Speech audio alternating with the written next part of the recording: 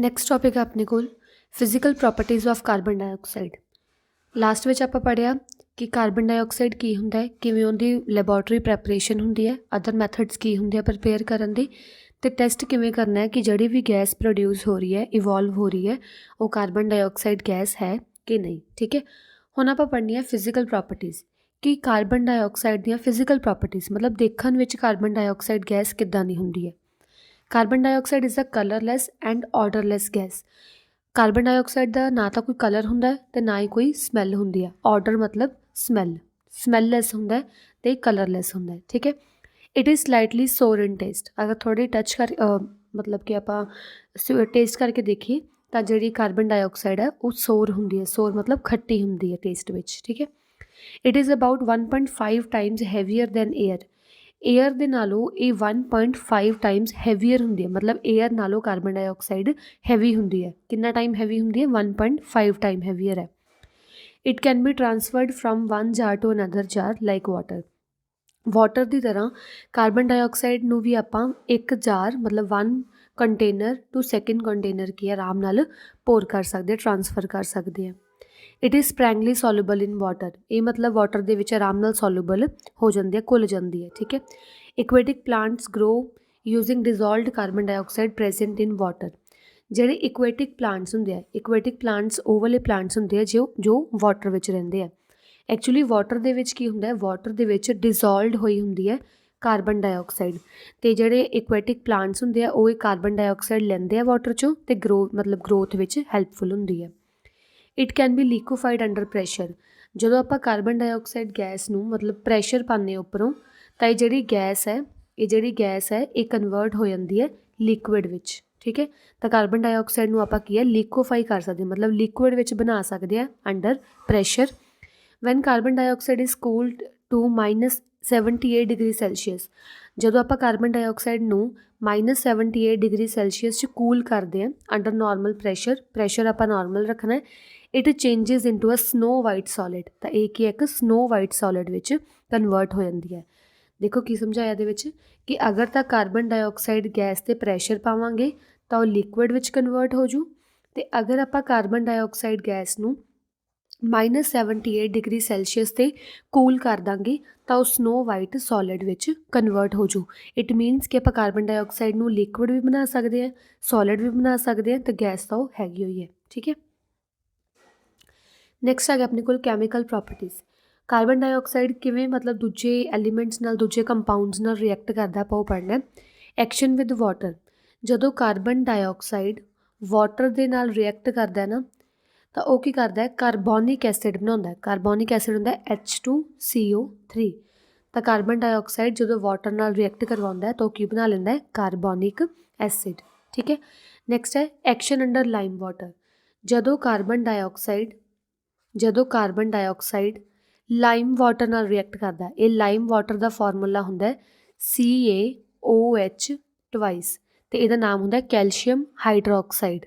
ਠੀਕ ਹੈ, Lime water ਦਾ ਨਾਮ ਹੁੰਦਾ ਕੈਲਸ਼ੀਅਮ, ਇਹ ਤੁਸੀਂ ਨੋਟ ਡਾਊਨ ਕਰ ਲਓ, ਕੈਲਸ਼ੀਅਮ ਹਾਈਡਰੋਕਸਾਈਡ ਕੈਮੀਕਲ ਨੇਮ ਹੈ ਲਾਈਮ ਵਾਟਰ ਦਾ, ਅਤੇ ਫਾਰਮੂਲਾ ਹੁੰਦਾ CaOH ਟਵਾਈਸ। ਜਦੋਂ ਕਾਰਬਨ ਡਾਈਆਕਸਾਈਡ ਲਾਈਮ ਵਾਟਰ ਦੇ ਨਾਲ ਰਿਐਕਟ ਕਰਦੀ ਹੈ ਤਾਂ ਕੀ ਬਣਾ ਲੈਂਦੀ ਹੈ, calcium carbonate, calcium Ca, carbonate CO3 plus water ਕੀ ਹੈ ਬਾਹਰ ਨਿਕਲਦਾ। ਠੀਕ ਹੈ, ਤਾਂ ਇਹ ਰਿਐਕਸ਼ਨ ਹੁੰਦੀ ਹੈ ਵਿਦ ਲਾਈਮ ਵਾਟਰ। ਅਤੇ ਜਦੋਂ ਆਪਾਂ ਕਾਰਬਨ ਡਾਈਆਕਸਾਈਡ ਨੂੰ ਲਾਈਮ ਵਾਟਰ ਵਿੱਚ ਪਾਸ ਕਰਦੇ ਹਾਂ ਤਾਂ ਲਾਈਮ ਵਾਟਰ ਕੀ ਹੈ ਮਿਲਕੀ ਹੋਣਾ ਸਟਾਰਟ ਹੋ ਜਾਂਦਾ। ਮਿਲਕੀ ਕਾਹਦੇ ਕਰਕੇ ਹੁੰਦਾ, due to the presence of calcium carbonate. ਠੀਕ ਹੈ, ਅਤੇ ਇਹ ਵਾਲੀ ਰਿਐਕਸ਼ਨ ਜਿਹੜੀ ਆਪਾਂ ਯੂਜ਼ ਕਰਦੇ ਹਾਂ for the presence of carbon dioxide. ਆਪਾਂ ਕੀ ਕਰਦੇ ਹਾਂ, ਲਾਈਮ ਵਾਟਰ ਵਿੱਚੋਂ ਕਾਰਬਨ ਡਾਈਆਕਸਾਈਡ ਗੈਸ ਨੂੰ ਪਾਸ ਕਰਦੇ ਹਾਂ।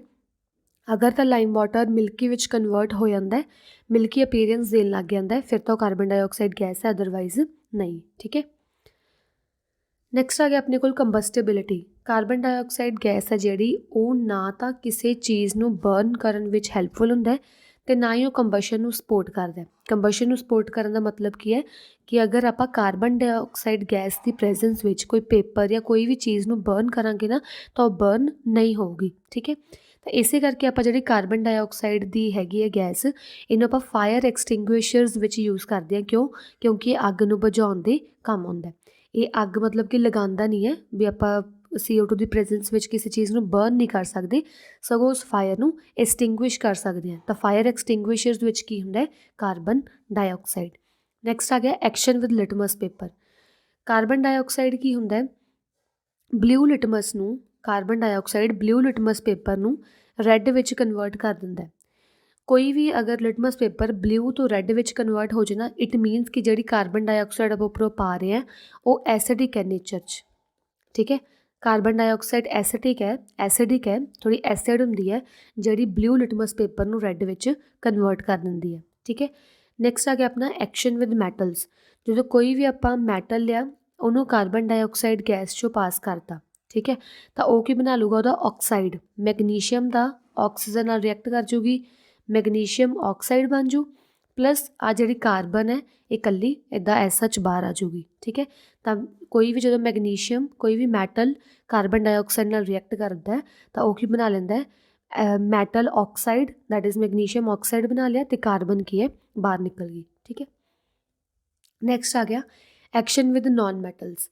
ਜਦੋਂ ਕਾਰਬਨ ਡਾਈਆਕਸਾਈਡ ਨੂੰ ਆਪਾਂ ਕੋਈ ਵੀ ਨੋਨ ਮੈਟਲ ਨਾਲ ਰਿਐਕਟ ਕਰਾਉਂਦੇ ਹਾਂ, ਇੱਥੇ ਆਪਾਂ ਮੇਨ ਨੋਨ ਮੈਟਲ ਲਿਆ ਕੋਕ। ਕੋਕ ਇਹ ਉਹ ਵਾਲਾ ਕੋਕ ਨਹੀਂ ਹੈ ਪੀਣ ਵਾਲਾ, ਕੋਕ ਹੁੰਦਾ ਕਾਰਬਨ ਦੀ ਫਾਰਮ। ਠੀਕ ਹੈ, ਰੈੱਡ ਹੌਟ ਕੋਕ ਲਿਆ ਆਪਾਂ, ਕਾਰਬਨ ਦੀ ਫਾਰਮ।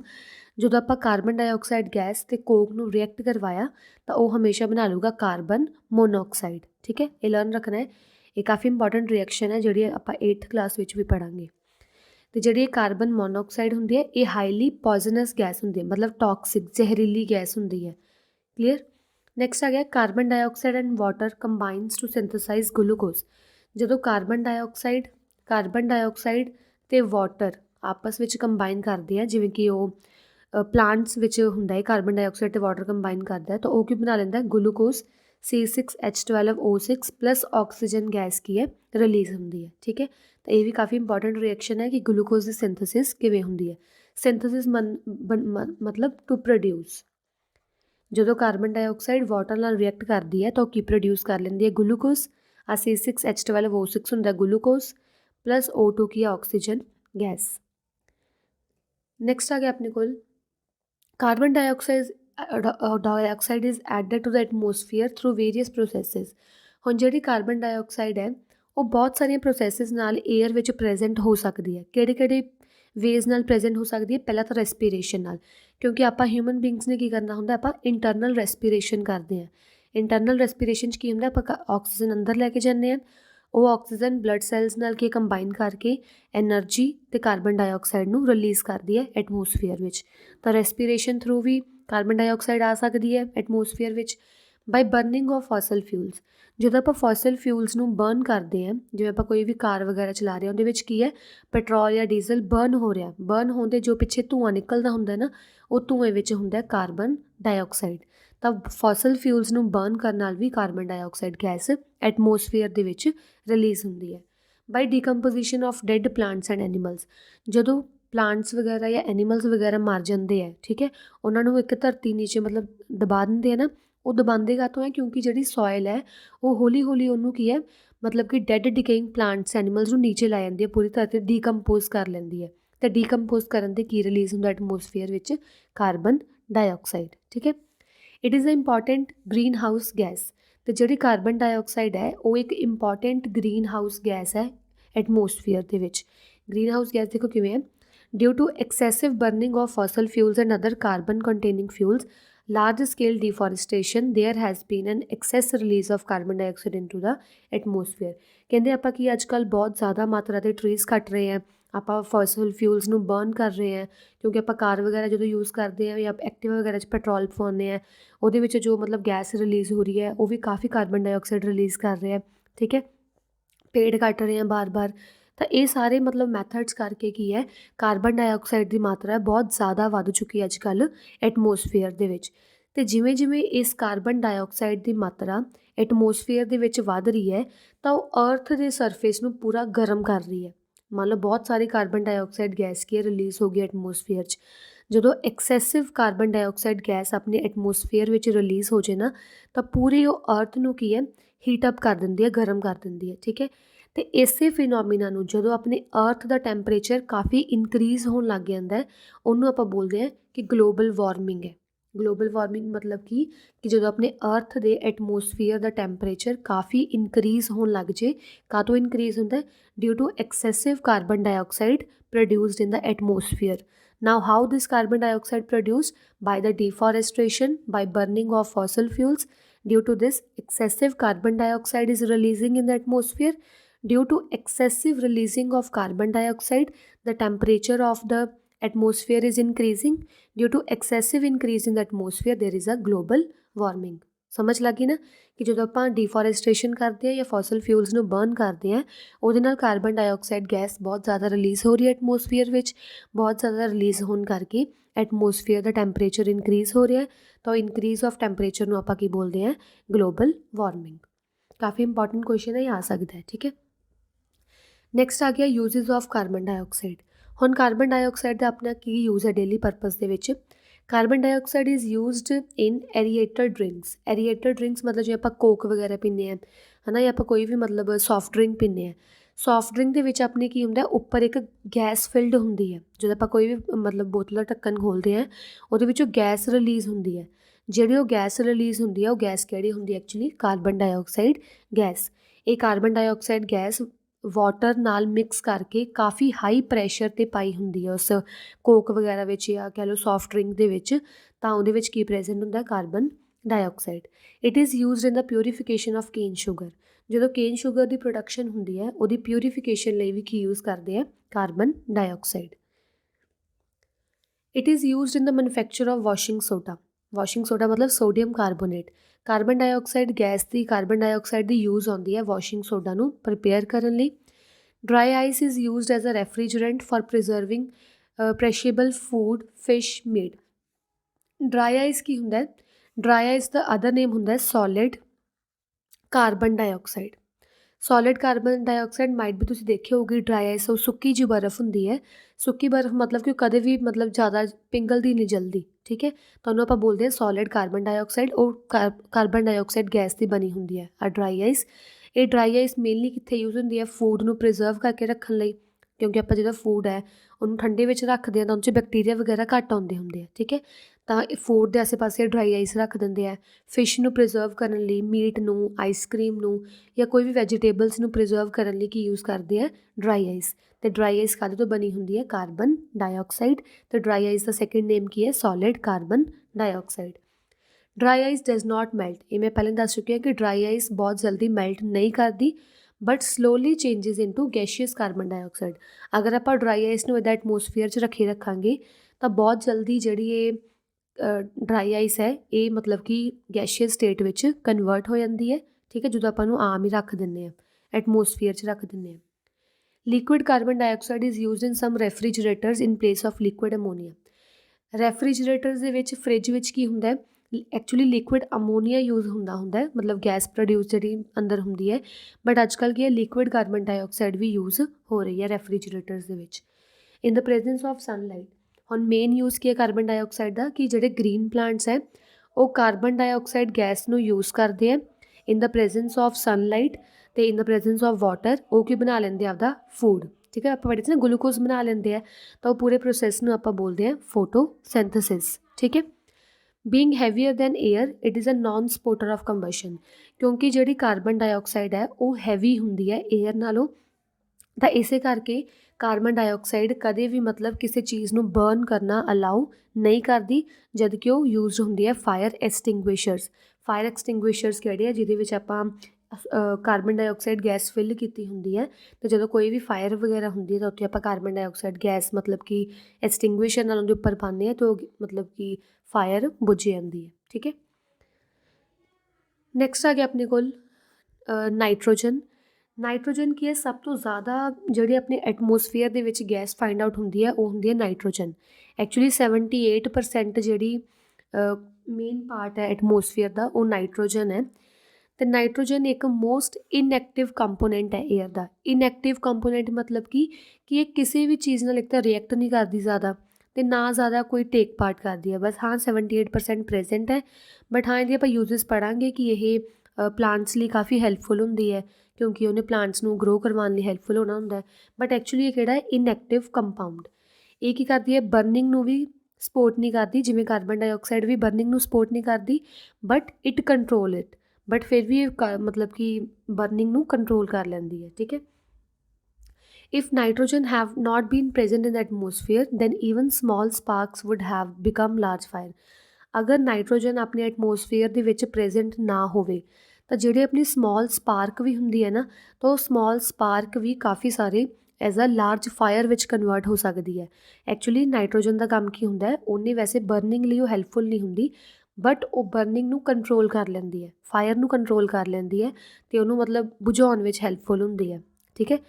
ਤਾਂ ਅਗਰ ਐਟਮੋਸਫੀਅਰ ਦੇ ਵਿੱਚ ਨਾਈਟ੍ਰੋਜਨ ਨਾ ਹੋਵੇ ਤਾਂ ਸਮਾਲ ਸਪਾਰਕ ਵੀ ਲਾਰਜ ਫਾਇਰ ਬਣ ਸਕਦੀ ਹੈ, ਠੀਕ ਹੈ। ਅਕਰੈਂਸ, ਹੁਣ ਜਿਹੜੀ ਨਾਈਟ੍ਰੋਜਨ ਹੈ ਉਹ ਕਿੱਥੇ ਕਿੱਥੇ ਫਾਈਂਡ ਹੁੰਦੀ ਹੈ? ਨਾਈਟ੍ਰੋਜਨ ਵੀ ਦੋਨੋਂ ਸਟੇਟ ਵਿੱਚ ਹੁੰਦੀ ਹੈ, ਫ੍ਰੀ ਸਟੇਟ ਵਿੱਚ ਵੀ ਹੁੰਦੀ ਹੈ, ਕੰਬਾਈਨਡ ਸਟੇਟ ਵਿੱਚ ਵੀ ਹੁੰਦੀ ਹੈ। ਮਾਈਟ ਵੀ ਹੁਣ ਤੁਹਾਨੂੰ ਡਿਫਰੈਂਸ ਕਲੀਅਰ ਹੋ ਗਿਆ ਹੋਊਗਾ, ਫ੍ਰੀ ਸਟੇਟ ਕੀ ਹੁੰਦਾ ਹੈ, ਕੰਬਾਈਨਡ ਸਟੇਟ ਵਿੱਚ ਕੀ ਹੁੰਦਾ ਹੈ। ਫ੍ਰੀ ਸਟੇਟ ਮਤਲਬ ਕਿ ਸਿੰਪਲ ਗੈਸ ਦੀ ਫਾਰਮ ਵਿੱਚ ਹੀ ਨਾਈਟ੍ਰੋਜਨ ਹੈ ਜਿਹੜੀ ਉਹ ਐਟਮੋਸਫੀਅਰ ਦੇ ਵਿੱਚ ਮਿਲਦੀ ਹੈ। ਕੰਬਾਈਨਡ ਸਟੇਟ ਵਿੱਚ ਕਈ ਮਤਲਬ ਜਿਵੇਂ ਅਮੋਨੀਆ ਮੰਨ ਲਓ NH3 ਕਿਸੇ ਐਲੀਮੈਂਟਸ ਦੇ ਨਾਲ ਰਿਐਕਟ ਕਰਕੇ ਵੀ ਨਾਈਟ੍ਰੋਜਨ ਮਿਲ ਸਕਦੀ ਹੈ। ਇਕੱਲੀ ਵੀ ਨਾਈਟ੍ਰੋਜਨ ਪ੍ਰੈਜ਼ੈਂਟ ਹੋ ਸਕਦੀ ਹੈ, ਕਿਸੇ ਨਾਲ ਕੰਬਾਈਨ ਕਰਕੇ ਵੀ ਪ੍ਰੈਜ਼ੈਂਟ ਹੋ ਸਕਦੀ ਹੈ। ਫ੍ਰੀ ਸਟੇਟ ਵਿੱਚ ਕਿਵੇਂ ਹੈ, ਨਾਈਟ੍ਰੋਜਨ ਜਿਹੜੀ ਐਟਮੋਸਫੀਅਰ ਦੇ ਵਿੱਚ ਫ੍ਰੀ ਸਟੇਟ ਵਿੱਚ ਵੀ ਫਾਊਂਡ ਆਊਟ ਹੁੰਦੀ ਹੈ, ਅਤੇ ਐਕਚੁਅਲੀ 80% ਜਿਹੜੀ ਨਾਈਟ੍ਰੋਜਨ ਹੈ ਉਹ ਐਟਮੋਸਫੀਅਰ ਦੇ ਵਿੱਚ ਫ੍ਰੀ ਹੁੰਦੀ ਹੈ, ਮਤਲਬ ਫ੍ਰੀ ਸਟੇਟ ਵਿੱਚ ਹੀ ਮਿਲਦੀ ਹੈ। ਬਾਕੀ 20% ਕੀ ਹੈ, ਕੰਬਾਈਨਡ ਸਟੇਟ ਵਿੱਚ ਹੁੰਦੀ ਹੈ। ਕੰਬਾਈਨਡ ਸਟੇਟ ਵਿੱਚ ਜਿਵੇਂ ਸਾਰੇ ਜਿਵੇਂ ਅਮੋਨੀਆ NH3 ਅਮੋਨੀਆ ਦੀ ਫਾਰਮ ਵਿੱਚ ਨਾਈਟ੍ਰੋਜਨ ਆ ਸਕਦੀ ਹੈ। ਸਾਰੇ ਅਮੋਨੀਅਮ ਕੰਪਾਊਂਡਸ ਜਿਵੇਂ ਨਾਈਟ੍ਰਿਕ ਐਸਿਡ, ਨਾਈਟ੍ਰੇਟਸ, ਨਾਈਟਰਾਈਟਸ, ਇਹਨਾਂ ਸਾਰਿਆਂ ਵਿੱਚ ਵੀ ਕੀ ਹੁੰਦੇ ਆ, ਨਾਈਟ੍ਰੋਜਨ ਦੀ ਪ੍ਰੈਜ਼ੈਂਸ ਹੁੰਦੀ ਹੈ, ਅਤੇ ਇਹ ਸਾਰਾ ਕੁਛ ਆਪਣੀ ਮਤਲਬ ਪ੍ਰੋਟੀਨਸ ਵਗੈਰਾ ਬਣਾਉਣ ਲਈ ਹੈਲਪਫੁਲ ਹੁੰਦੀ ਹੈ, ਠੀਕ ਹੈ। ਨੈਕਸਟ ਆ ਗਿਆ physical properties of nitrogen. Nitrogen ਦੀਆਂ ਫਿਜ਼ੀਕਲ ਪ੍ਰੋਪਰਟੀਜ਼ ਕਿੱਦਾਂ ਦੀਆਂ, ਮਤਲਬ ਦੇਖਣ ਵਿੱਚ ਨਾਈਟ੍ਰੋਜਨ ਕਿੱਦਾਂ ਦਾ। Nitrogen is a colourless, odourless and tasteless gas. Nitrogen ਦਾ ਕੋਈ ਕਲਰ ਨਹੀਂ ਗਾ, ਕੋਈ ਉਹਦੀ ਸਮੈਲ ਨਹੀਂ, ਕੋਈ ਉਹਦਾ ਟੇਸਟ ਨਹੀਂ ਹੁੰਦਾ, ਅਤੇ ਨਾਈਟ੍ਰੋਜਨ ਕਲਰਲੈਸ ਹੈ, ਆਰਡਰਲੈਸ ਹੈ ਅਤੇ ਟੇਸਟਲੈਸ ਗੈਸ ਹੈ। It is slightly lighter than air. ਜਿਵੇਂ ਕਾਰਬਨ ਡਾਈਆਕਸਾਈਡ ਗੈਸ ਹੈਵੀਅਰ ਸੀ ਨਾ, 1.5 ਟਾਈਮਸ ਹੈਵੀਅਰ ਸੀ ਏਅਰ ਨਾਲੋਂ, ਬਟ ਨਾਈਟ੍ਰੋਜਨ ਕੀ ਹੈ, ਲਾਈਟਰ ਹੈ ਏਅਰ ਨਾਲੋਂ, ਠੀਕ ਹੈ। It is slightly soluble in water. ਇਹ ਹਾਂ ਮਤਲਬ ਥੋੜ੍ਹੀ ਬਹੁਤ ਵਾਟਰ ਦੇ ਵਿੱਚ ਸੋਲੂਬਲ ਹੁੰਦੀ ਹੈ। It is a non poisonous gas. ਇਹ ਨੋਨ ਪੋਇਜ਼ਨਸ ਗੈਸ ਹੁੰਦੀ ਹੈ, ਬਟ ਜੇ ਮਤਲਬ ਕਿ but animals die due to suffocation created by nitrogen. But ਕਈ ਐਨੀਮਲਸ ਹੁੰਦੇ ਆ ਜਦੋਂ ਬਹੁਤ ਜ਼ਿਆਦਾ ਐਕਸੈਸ ਵਿੱਚ ਨਾਈਟ੍ਰੋਜਨ ਆ ਜੇ ਤਾਂ ਉਹਦੇ ਨਾਲ ਐਨੀਮਲਸ ਨੂੰ ਸਫੋਕੇਸ਼ਨ ਹੋਣੀ ਸ਼ੁਰੂ ਹੋ ਜਾਂਦੀ ਹੈ, ਤਾਂ ਉਦੋਂ ਐਨੀਮਲਸ ਮਰ ਸਕਦੇ ਆ। ਬਟ ਐਕਚੁਅਲੀ ਇਹ ਕੀ ਹੈ, ਨੋਨ ਪੋਇਜ਼ਨਸ ਹੈ। ਐਕਚੁਅਲੀ ਮਤਲਬ ਇੰਨੀ ਆਮ ਨਾਈਟ੍ਰੋਜਨ ਇੰਨੀ ਮਤਲਬ ਟੌਕਸਿਕ ਨਹੀਂ ਹੁੰਦੀ, ਮਤਲਬ ਡਾਈ ਨਹੀਂ ਕਰ ਸਕਦੀ ਕਿਸੇ ਨੂੰ। ਕੈਮੀਕਲ ਪ੍ਰੋਪਰਟੀਜ਼ ਕੀ ਹੈ, ਹੁਣ ਨਾਈਟ੍ਰੋਜਨ ਕਿਹਦੇ ਨਾਲ ਕਿਵੇਂ ਕਿਵੇਂ ਰਿਐਕਟ ਕਰਦੀ ਹੈ। It is both non combustible and non supporter of combustion. ਨਾ ਹੀ ਤਾਂ ਇਹ ਕਿਸੇ ਚੀਜ਼ ਨੂੰ ਬਰਨ ਕਰਵਾਉਂਦੀ ਹੈ ਅਤੇ ਨਾ ਹੀ ਬਰਨ ਕਰਵਾਉਣ ਵਿੱਚ ਹੈਲਪਫੁਲ ਹੁੰਦੀ ਹੈ, ਨਾ ਹੀ ਸਪੋਰਟ ਕਰਦੀ ਹੈ, ਨਾ ਐਕਚੁਅਲੀ ਬਰਨ ਕਰਦੀ ਹੈ ਕਿਸੇ ਵੀ ਚੀਜ਼ ਨੂੰ, ਠੀਕ ਹੈ। ਇਟ ਇਜ਼ ਕੈਮੀਕਲੀ ਇਨਰਟ ਔਰ ਅਨਰੀਐਕਟਿਵ। ਆਪਾਂ ਪਹਿਲੇ ਪੜ੍ਹ ਚੁੱਕੇ ਹਾਂ, ਇਹ ਇਨਐਕਟਿਵ ਐਲੀਮੈਂਟ ਹੈ। ਇਨਐਕਟਿਵ ਮਤਲਬ ਕਿ ਕਿਸੇ ਵੀ ਚੀਜ਼ ਨਾਲ ਬਹੁਤ ਘੱਟ ਰਿਐਕਟ ਕਰਦੀ ਹੈ, ਬਟ ਹਾਂ ਕੁਛ ਕੁ ਸਰਟੇਨ ਮੈਟਲਸ ਹੈਗੇ ਆ, ਜਿਵੇਂ ਮੰਨ ਲਓ ਕੈਲਸ਼ੀਅਮ ਮੈਟਲ ਹੈਗਾ ਜਿਹਦੇ ਨਾਲ ਨਾਈਟ੍ਰੋਜਨ ਰਿਐਕਟ ਕਰਦੀ ਹੈ ਅਤੇ ਕੈਲਸ਼ੀਅਮ ਨਾਈਟਰਾਈਡ ਬਣਾ ਦਿੰਦੀ ਹੈ। ਮਤਲਬ ਮੈਟਲ ਨਾਈਟਰਾਈਡ, ਕੋਈ ਵੀ ਮੈਟਲ ਨਾਲ ਆਪਾਂ ਨਾਈਟ੍ਰੋਜਨ ਰਿਐਕਟ ਕਰਵਾਈ ਤਾਂ ਉਹਨੇ ਮੈਟਲ ਨਾਈਟਰਾਈਡ ਬਣਾ ਤਾ, ਠੀਕ ਹੈ। ਵੈਸੇ ਇਨਐਕਟਿਵ ਹੈ, ਵੈਸੇ ਬਹੁਤ ਘੱਟ ਰਿਐਕਟ ਕਰਦੀ ਹੈ, ਬਟ ਹਾਂ ਸਰਟੇਨ ਕੁਛ ਕੁ ਮੈਟਲਸ ਹੁੰਦੇ ਆ ਜਿਨ੍ਹਾਂ ਨਾਲ ਈਜ਼ੀਲੀ ਰਿਐਕਟ ਕਰ ਜਾਂਦੀ ਹੈ। ਨਾਈਟ੍ਰੋਜਨ ਅਤੇ ਹਾਈਡਰੋਜਨ ਜਦੋਂ ਮਤਲਬ ਕਿ ਰਿਐਕਟ ਕਰਦੇ ਆ, ਜਦੋਂ ਨਾਈਟ੍ਰੋਜਨ ਅਤੇ ਹਾਈਡਰੋਜਨ ਕਿਸੇ ਕੈਟਾਲਿਸਟ ਦੀ ਪ੍ਰੈਜ਼ੈਂਸ। ਕੈਟਾਲਿਸਟ ਕੀ ਹੁੰਦਾ ਹੈ, ਕੈਟਾਲਿਸਟ ਉਹ ਵਾਲਾ ਸਬਸਟਾਂਸ ਹੁੰਦਾ ਹੈ ਕੋਈ ਵੀ ਰਿਐਕਸ਼ਨ ਦੇ ਵਿੱਚ ਜਿਹੜਾ ਰਿਐਕਸ਼ਨ ਦੀ ਸਪੀਡ ਨੂੰ ਫਾਸਟ ਕਰਦਾ, ਠੀਕ ਹੈ। ਜਦੋਂ ਆਪਾਂ ਨਾਈਟ੍ਰੋਜਨ ਅਤੇ ਹਾਈਡਰੋਜਨ ਕਿਸੇ ਕੈਟਾਲਿਸਟ ਦੀ ਪ੍ਰੈਜ਼ੈਂਸ ਵਿੱਚ ਰਿਐਕਟ ਕਰਵਾਉਂਦੇ ਹਾਂ ਹਾਈ ਟੈਂਪਰੇਚਰ 'ਤੇ, ਇਹਦਾ ਟੈਂਪਰੇਚਰ ਆਪਾਂ ਜ਼ਿਆਦਾ ਦੇਣਾ, ਠੀਕ ਹੈ, ਤਾਂ ਉਹ ਕੀ ਫਾਰਮ ਕਰ ਲੂਗਾ, ਅਮੋਨੀਆ। ਟੈਂਪਰੇਚਰ ਵੀ ਜ਼ਿਆਦਾ ਦੇਣਾ, ਪ੍ਰੈਸ਼ਰ ਵੀ ਜ਼ਿਆਦਾ ਦੇਣਾ ਅਤੇ ਕੈਟਾਲਿਸਟ ਵੀ ਪਾਉਣਾ, ਫਿਰ ਇਹ ਕੀ ਬਣਾ ਲੂਗਾ, ਅਮੋਨੀਆ। ਇਹ ਕੀ ਹੈਗੀ, ਅਮੋਨੀਆ ਕਿਹੜੀ ਹੈ, ਫ੍ਰੀ ਸਟੇਟ ਕਿ ਕੰਬਾਈਨਡ ਸਟੇਟ। ਅਮੋਨੀਆ ਇੱਥੇ ਹੈ ਕੰਬਾਈਨਡ ਸਟੇਟ, ਠੀਕ ਹੈ। ਨੈਕਸਟ ਆ ਗਿਆ ਆਪਣੇ ਕੋਲ ਯੂਜ਼ਿਜ਼ ਆਫ ਨਾਈਟ੍ਰੋਜਨ। ਹੁਣ ਨਾਈਟ੍ਰੋਜਨ ਦੇ ਆਪਣੀ ਮੇਨ ਲਾਈਫ ਦੇ ਵਿੱਚ ਕੀ ਯੂਜ਼ ਹੈ, ਬਹੁਤ ਸਾਰੇ ਨਾਈਟ੍ਰੋਜਨ ਦੇ ਇੰਪੋਰਟੈਂਸ ਹੈ। ਜਿਵੇਂ nitrogen is used in the manufacture of ammonia. ਆਪਾਂ ਪਹਿਲੇ ਹੀ ਪੜ੍ਹ ਚੁੱਕੇ ਹਾਂ ਕਿ ਜਦੋਂ ਨਾਈਟ੍ਰੋਜਨ ਨੂੰ ਆਪਾਂ ਰਿਐਕਟ ਕਰਵਾਉਂਦੇ ਹਾਂ ਹਾਈਡਰੋਜਨ ਦੇ ਨਾਲ, ਜਦੋਂ ਨਾਈਟ੍ਰੋਜਨ ਨੂੰ ਹਾਈਡਰੋਜਨ ਨਾਲ ਰਿਐਕਟ ਕਰਵਾਉਂਦੇ ਆ under high pressure high temperature catalyst ਦੀ ਪ੍ਰੈਜ਼ੈਂਸ ਵਿੱਚ, ਤਾਂ ਉਹ ਬਣਾ ਲੈਂਦਾ ਅਮੋਨੀਆ। ਠੀਕ ਹੈ। It is used in the manufacture of calcium cyanamide. Calcium cyanamide ਕੀ ਹੈ, ਇੱਕ ਫਰਟੀਲਾਈਜ਼ਰ ਹੈ ਜਿਹੜਾ ਪਲਾਂਟਸ ਦੀ ਗਰੋਥ ਵਿੱਚ ਹੈਲਪਫੁਲ ਹੁੰਦਾ ਹੈ। ਤਾਂ ਕੈਲਸ਼ੀਅਮ ਸਾਈਨਾਮਾਈਡ ਵੀ ਨਾਈਟ੍ਰੋਜਨ ਤੋਂ ਬਣ ਜਾਂਦਾ ਈਜ਼ੀਲੀ, ਅਤੇ ਮਤਲਬ ਪਲਾਂਟਸ ਦੀ ਗਰੋਥ ਲਈ ਐਜ਼ ਅ ਫਰਟੀਲਾਈਜ਼ਰ ਆਪਾਂ ਯੂਜ਼ ਕਰਦੇ ਹਾਂ। Liquid nitrogen is used as a refrigerant for freezing food items. ਜਿਵੇਂ ਆਪਾਂ ਲਿਕੁਇਡ ਕਾਰਬਨ ਡਾਈਆਕਸਾਈਡ ਯੂਜ਼ ਕਰਦੇ ਹਾਂ ਨਾ ਰੈਫਰੀਜਰੇਟਰ ਵਿੱਚ, ਉਵੇਂ ਲਿਕੁਇਡ ਨਾਈਟ੍ਰੋਜਨ ਵੀ ਯੂਜ਼ ਹੋ ਸਕਦੀ ਹੈ ਰੈਫਰੀਜਰੈਂਟਸ ਵਿੱਚ, ਤਾਂ ਜੋ ਕਿ ਫਰੀਜ਼ ਰਹਿਣ, ਮਤਲਬ ਠੰਡੇ ਰਹਿਣ ਸਾਰੇ ਫੂਡ ਆਈਟਮਸ। ਠੀਕ ਹੈ। Nitrogen gas is used for flushing of food packaging. Yes, ਇਹ ਸਭ ਤੋਂ ਇੰਪੋਰਟੈਂਟ ਹੈ। ਜਿਵੇਂ ਆਪਾਂ ਮੰਨ ਲਓ ਕੋਈ ਵੀ ਪੈਕੇਟ ਲੈ ਕੇ ਆਉਂਦੇ ਹਾਂ, ਪੈਕੇਟ ਮੰਨ ਲਓ ਆਪਾਂ ਕੋਈ ਵੀ ਕੁਰਕਰੇ ਜਾਂ ਕੋਈ ਵੀ ਲੇਜ਼ ਦਾ ਪੈਕੇਟ ਲੈ ਕੇ ਆਉਂਦਾ, ਉਸ ਪੈਕੇਟ ਦੇ ਵਿੱਚ ਇੱਕ ਮਤਲਬ ਏਅਰ ਫਿਲਡ ਹੁੰਦੀ ਹੈ ਨਾ, ਉਹ ਪੈਕੇਟ ਵਿੱਚ ਏਅਰ ਫਿਲਡ ਹੁੰਦੀ ਹੈ। ਐਕਚੁਅਲੀ ਉਹ ਏਅਰ ਕੀ ਹੁੰਦੀ ਹੈ, ਨਾਈਟ੍ਰੋਜਨ ਗੈਸ। ਇਹ ਨਾਈਟ੍ਰੋਜਨ ਗੈਸ ਨੂੰ ਕਾਹਤੋਂ ਫਿਲ ਕੀਤਾ ਹੁੰਦਾ ਫੂਡ ਪੈਕੇਜਿੰਗ ਵਿੱਚ, ਤਾਂ ਜੋ ਕਿ ਜਿਹੜਾ ਵੀ ਮਟੀਰੀਅਲ ਪ੍ਰੈਜ਼ੈਂਟ ਹੈ ਉਸ ਪੈਕੇਟ ਦੇ ਵਿੱਚ, ਉਹ ਮਟੀਰੀਅਲ ਬਾਹਰੋਂ ਆਕਸੀਜਨ ਦੇ ਕੰਟੈਕਟ ਵਿੱਚ ਨਾ ਆਵੇ। ਕਿਉਂਕਿ ਜੇ ਬਾਈ ਮਿਸਟੇਕ ਮੰਨ ਲਓ ਉਹਦੇ ਵਿੱਚ ਉਹ ਗੈਸ ਨਹੀਂ ਫਿਲ ਹੋਊਗੀ, ਤਾਂ ਉਹ ਜਿਹੜੇ ਕੁਰਕਰੇ ਵਗੈਰਾ ਜਾਂ ਲੇਜ਼ ਵਗੈਰਾ ਥੋੜ੍ਹੇ ਸਿੱਲੇ ਹੁੰਦੇ ਆ ਨਾ, ਸਿੱਲੇ ਕਾਹਤੋਂ ਹੁੰਦੇ ਆ, ਕਿਉਂਕਿ ਬਾਹਰੋਂ ਆਕਸੀਜਨ ਰਿਐਕਟ ਕਰਕੇ ਉਹਨਾਂ ਨੂੰ ਖਰਾਬ ਕਰ ਦਿੰਦੀ ਹੈ। ਤਾਂ ਇਸੇ ਕਰਕੇ ਜੋ ਵੀ ਆਪਾਂ ਪੈਕੇਟ ਵਗੈਰਾ ਲੈਂਦੇ ਹਾਂ ਉਹਦੇ ਵਿੱਚ ਹਮੇਸ਼ਾ ਨਾਈਟ੍ਰੋਜਨ ਗੈਸ ਫਿਲ ਹੁੰਦੀ ਹੈ, ਤਾਂ ਜੋ ਕਿ ਜੋ ਮਟੀਰੀਅਲ ਇਨਸਾਈਡ ਪ੍ਰੈਜ਼ੈਂਟ ਹੈ ਉਹ ਬਾਹਰਲੀ ਆਕਸੀਜਨ ਨਾਲ ਰਿਐਕਟ ਨਾ ਕਰ ਪਾਵੇ, ਤਾਂ ਫੂਡ ਜਿਹੜਾ ਹੈਗਾ ਸਨੈਕਸ ਵਗੈਰਾ ਉਹ ਖਰਾਬ ਨਾ ਹੋਣ। ਠੀਕ ਹੈ। For example packets containing various snacks such as potato chips pre cooked pre roasted, ये मैं दस चुकी है कि ਜਿਹੜੇ ਵੀ ਪੈਕਟਸ ਲੈ ਕੇ ਆਉਂਦੇ ਹਾਂ ਚਿਪਸ ਵਗੈਰਾ ਦੇ, ਉਹਨਾਂ ਵਿੱਚ ਨਾਈਟ੍ਰੋਜਨ ਗੈਸ ਫਿਲ ਹੁੰਦੀ ਹੈ। ਨੈਕਸਟ ਆ ਗਿਆ ਆਪਣੇ ਕੋਲ ਰੇਅਰ ਗੈਸਿਸ। ਰੇਅਰ ਗੈਸਿਸ ਉਹ ਵਾਲੀਆਂ ਗੈਸਿਸ ਹੁੰਦੀਆਂ ਜਿਹੜੀਆਂ ਕਿ ਕਹਿ ਲਓ ਵੀ ਕਿਸੇ ਨਾਲ ਰਿਐਕਟ ਨਹੀਂ ਕਰਦੀਆਂ। ਠੀਕ ਹੈ। ਜਿਹੜੀਆਂ ਕਿ ਆਪ ਹੀ ਸਟੇਬਲ ਗੈਸਿਸ ਹੁੰਦੀਆਂ, ਜਿਵੇਂ ਆਪਣੇ ਕੋਲ ਹੀਲੀਅਮ ਹੈ, ਨਿਓਨ ਹੈ, ਜ਼ੀਨੋਨ, ਕ੍ਰਿਪਟਨ, ਆਰਗਨ, ਇਹ ਸਾਰੀਆਂ ਗੈਸਿਸ ਹੈ ਜਿਹੜੀਆਂ ਬਹੁਤ ਇਨਐਕਟਿਵ ਗੈਸਿਸ ਹੈ। ਜਿਵੇਂ ਨਾਈਟ੍ਰੋਜਨ ਵੀ ਇਨਐਕਟਿਵ ਸੀ, ਬਟ ਹਾਂ ਕੁਛ ਕੁ ਕਿਸੇ ਪੁਆਇੰਟ 'ਤੇ ਆ ਕੇ ਕਿਸੇ ਨਾਲ ਰਿਐਕਟ ਕਰ ਜਾਂਦੀ ਹੈ। ਠੀਕ ਹੈ। ਬਹੁਤ ਸਾਰੇ ਅਮੋਨੀਆ ਵਗੈਰਾ ਬਣਾ ਲੈਂਦੀ ਹੈ, ਬਟ ਇਹ ਰੇਅਰ ਗੈਸਿਸ ਨੂੰ ਆਪਾਂ ਇਨਰਟ ਗੈਸਿਸ ਵੀ ਬੋਲਦੇ ਹਾਂ। ਇਹ ਰੇਅਰ ਗੈਸਿਸ ਜਾਂ ਇਨਰਟ ਗੈਸਿਸ ਤਾਂ ਬਿਲਕੁਲ ਵੀ ਕਿਸੇ ਨਾਲ ਰਿਐਕਟ ਨਹੀਂ ਕਰਦੀਆਂ। A small part of air by volume is made up of rare gases. ਬਹੁਤ ਜਿਹੜਾ ਥੋੜ੍ਹਾ ਪਾਰਟ ਹੈ ਏਅਰ ਦਾ, ਐਟਮੋਸਫੀਅਰ ਵਿੱਚ ਬਹੁਤ ਥੋੜ੍ਹਾ ਪਾਰਟ ਹੈ ਜਿਹਦੇ ਵਿੱਚ ਰੇਅਰ ਗੈਸਿਸ ਜਾਂ ਇਨਰਟ ਗੈਸਿਸ ਪ੍ਰੈਜ਼ੈਂਟ ਹੈ। The most abundant of them is argon. ਅਤੇ ਇਹਨਾਂ ਵਿੱਚੋਂ ਸਭ ਤੋਂ ਵੱਧ ਕੀ ਹੈ, ਆਰਗਨ ਹੈ। ਅਤੇ ਬਾਕੀ ਹੈਗੇ ਜਿਵੇਂ ਜ਼ੀਨੋਨ, ਨਿਓਨ, ਜ਼ੀਨੋਨ, ਕ੍ਰਿਪਟਨ, ਹੀਲੀਅਮ, ਇਹ ਸਾਰੇ ਵੀ ਕੀ ਪ੍ਰੈਜ਼ੈਂਟ ਹੁੰਦੇ ਆ ਰੇਅਰ ਗੈਸਿਸ ਦੇ ਵਿੱਚ। Argon and neon have found in the use of gas filled electric light bulbs. ਜਿਹੜੇ ਇਲੈਕਟ੍ਰਿਕ ਲਾਈਟ ਬਲਬਸ ਹੁੰਦੇ ਆ ਉਹਨਾਂ ਵਿੱਚ ਮੇਨਲੀ ਆਰਗਨ ਅਤੇ ਜ਼ੀਨੋਨ ਪ੍ਰੈਜ਼ੈਂਟ ਹੁੰਦਾ ਹੈ। ਠੀਕ ਹੈ। ਅਤੇ ਕਲਰਡ ਜਿਹੜੇ ਨਿਓਨ ਹੁੰਦੇ ਆ ਉਹ ਇਲੈਕਟ੍ਰੀਕਲ ਸਿਗਨਲ, ਜਿਹੜੇ ਇਲੈਕਟ੍ਰੀਕਲ ਸਿਗਨਲ ਵਗੈਰਾ ਤੁਸੀਂ ਦੇਖੇ ਹੋਣਗੇ ਚੌਂਕ ਵਗੈਰਾ ਵਿੱਚ, ਉਹਨਾਂ ਵਿੱਚ ਕਲਰਡ ਨਿਓਨ ਗੈਸ ਪ੍ਰੈਜ਼ੈਂਟ ਹੁੰਦੀ ਹੈ, ਜੋ ਕਿ ਕਲਰ ਮਤਲਬ ਦੇਣ ਵਿੱਚ ਹੈਲਪਫੁਲ ਹੁੰਦੀ ਹੈ। They are obtained from liquid air. ਇਹ ਕਿੱਥੋਂ, ਮਤਲਬ ਲਿਕੁਇਡ ਏਅਰ ਤੋਂ ਓਬਟੇਨ ਹੁੰਦੇ ਆ, ਮਤਲਬ ਏਅਰ ਵਿੱਚੋਂ ਹੀ ਓਬਟੇਨ ਹੁੰਦੇ ਆ। ਅਤੇ ਹੀਲੀਅਮ ਹੈ ਜਿਹੜੀ ਉਹ ਕਾਫੀ ਲਾਈਟ ਹੁੰਦੀ ਹੈ। ਹੀਲੀਅਮ ਗੈਸ ਹੈ ਜਿਹੜੀ ਬਹੁਤ ਜ਼ਿਆਦਾ ਲਾਈਟ ਹੁੰਦੀ ਹੈ, ਤਾਂ ਉਹ ਕਰਕੇ ਉਹ ਬਲੂਨਸ ਵਿੱਚ ਯੂਜ਼ ਹੁੰਦੀ ਹੈ। ਬਲੂਨ ਤੁਸੀਂ ਮਾਈਟ ਵੀ ਦੇਖੇ ਹੋਣਗੇ, ਕੁਛ ਕੁ ਇੱਦਾਂ ਦੇ ਬਲੂਨਸ ਹੁੰਦੇ ਆ ਜਦੋਂ ਆਪਾਂ ਉਹਨਾਂ ਨੂੰ ਉੱਪਰ ਛੱਡ ਦਿੰਦੇ ਹਾਂ ਤਾਂ ਉਹ ਕਦੇ ਵੀ ਨੀਚੇ ਨਹੀਂ ਆਉਂਦੇ, ਉਹ ਹਮੇਸ਼ਾ ਉੱਪਰ ਹੀ ਉੱਡਦੇ ਰਹਿੰਦੇ ਆ। ਠੀਕ ਹੈ। ਤਾਂ ਉਹ ਵਾਲੇ ਬਲੂਨਸ ਕੀ ਪ੍ਰੈਜ਼ੈਂਟ ਹੁੰਦਾ ਹੈ, ਹੀਲੀਅਮ ਗੈਸ, ਕਿਉਂਕਿ ਹੀਲੀਅਮ ਗੈਸ ਸਭ ਤੋਂ ਲਾਈਟੈਸਟ ਗੈਸ ਹੈ ਜਿਹੜੀ ਬਲੂਨਸ ਵਿੱਚ ਯੂਜ਼ ਹੁੰਦੀ ਹੈ। ਠੀਕ ਹੈ। ਨੈਕਸਟ ਆ ਗਿਆ ਵਾਟਰ ਵੇਪਰਸ। ਹੁਣ ਐਟਮੋਸਫੀਅਰ ਦੇ ਵਿੱਚ ਰੇਅਰ ਗੈਸਿਸ ਦੇ ਨਾਲ ਨਾਲ ਵਾਟਰ ਵੇਪਰ ਵੀ ਪ੍ਰੈਜ਼ੈਂਟ ਹੈ, ਅਤੇ ਜਿਹੜੇ ਵਾਟਰ ਵੇਪਰ ਏਅਰ 'ਚ ਪ੍ਰੈਜ਼ੈਂਟ ਹੁੰਦੇ ਆ ਉਹਨਾਂ ਨੂੰ ਆਪਾਂ ਬੋਲਦੇ ਹਾਂ ਮੋਇਸਚਰ ਅਗਰ ਪੰਜਾਬੀ 'ਚ ਕਹੀਏ ਤਾਂ ਨਮੀ, ਜਿਹੜਾ ਮਤਲਬ ਕਿ ਨਮੀ ਜੀ ਪ੍ਰੈਜ਼ੈਂਟ ਹੁੰਦੀ ਹੈ, ਮੋਇਸਚਰ ਪ੍ਰੈਜ਼ੈਂਟ ਹੁੰਦਾ ਹੈ, ਉਹਦਾ ਮਤਲਬ ਕੀ ਹੈ ਕਿ ਐਟਮੋਸਫੀਅਰ ਦੇ ਵਿੱਚ ਵਾਟਰ ਵੇਪਰ ਪ੍ਰੈਜ਼ੈਂਟ ਹੈ। ਠੀਕ ਹੈ। Water vapour enter the air when water evaporate from ocean. Actually ਕੀ ਹੁੰਦਾ, ਇਹ ਵਾਟਰ ਵੇਪਰ ਏਅਰ 'ਚ ਆਉਂਦੇ ਕਿਵੇਂ ਹਨ, ਮੰਨ ਲਓ ਕੋਈ ਵੀ ਓਸ਼ੀਅਨ, ਸੀਜ਼, ਰਿਵਰ ਜਾਂ ਕੋਈ ਵੀ ਮੋਇਸਟ ਸੋਇਲ ਹੈ, ਪਾਣੀ ਵਾਲਾ ਸੋਇਲ ਹੈ, ਮਿੱਟੀ ਹੈ, ਜਦੋਂ ਸਨ ਕਰਕੇ ਇਵੈਪੋਰੇਸ਼ਨ ਹੁੰਦੀ ਹੈ ਤਾਂ ਇਵੈਪੋਰੇਸ਼ਨ ਨਾਲ ਕੀ ਹੈ, ਪਾਣੀ ਉੱਪਰ ਨੂੰ ਉੱਡਦਾ। ਠੀਕ ਹੈ। ਪਾਣੀ ਉੱਪਰ ਨੂੰ ਉੱਡਦਾ ਮਤਲਬ ਕਿ ਇਹ ਵਾਟਰ ਕੰਟੈਂਟ ਐਟਮੋਸਫੀਅਰ ਦੇ ਵਿੱਚ ਆ ਜਾਂਦੇ ਆ, ਅਤੇ ਜਦੋਂ ਵਾਟਰ ਵੇਪਰ ਏਅਰ ਦੇ ਵਿੱਚ ਆ ਜਾਂਦੇ ਆ ਉਹਨੂੰ ਆਪਾਂ ਬੋਲਦੇ ਹਾਂ ਮੋਇਸਚਰ। ਠੀਕ ਹੈ। Plants also give out water vapour. Plants ਵੀ ਕੀ ਹੈ, ਐਕਚੁਅਲੀ ਪਲਾਂਟਸ ਵਿੱਚ ਕੀ ਹੁੰਦਾ, ਪਲਾਂਟਸ ਦੀ ਲੀਫ ਦੇ ਉੱਪਰ ਵਾਟਰ ਜਿਹੜਾ ਪ੍ਰੈਜ਼ੈਂਟ ਹੁੰਦਾ ਨਾ, ਉਹ ਵੀ ਸਨ ਦੀਆਂ ਰੇਡੀਏਸ਼ਨਸ ਕਰਕੇ ਵਾਟਰ ਕੀ ਹੈ ਇਵੈਪੋਰੇਟ ਹੁੰਦਾ ਹੈ, ਅਤੇ ਇਹ ਵੀ ਜਿਹੜੀਆਂ ਲੀਵਸ ਆਫ ਵਾਟਰ ਹੈ ਉੱਪਰ ਆ ਜਾਂਦਾ, ਐਟਮੋਸਫੀਅਰ 'ਚ ਆ ਜਾਂਦਾ। ਜਿਹੜੀ amount of moisture in the air is non as humidity.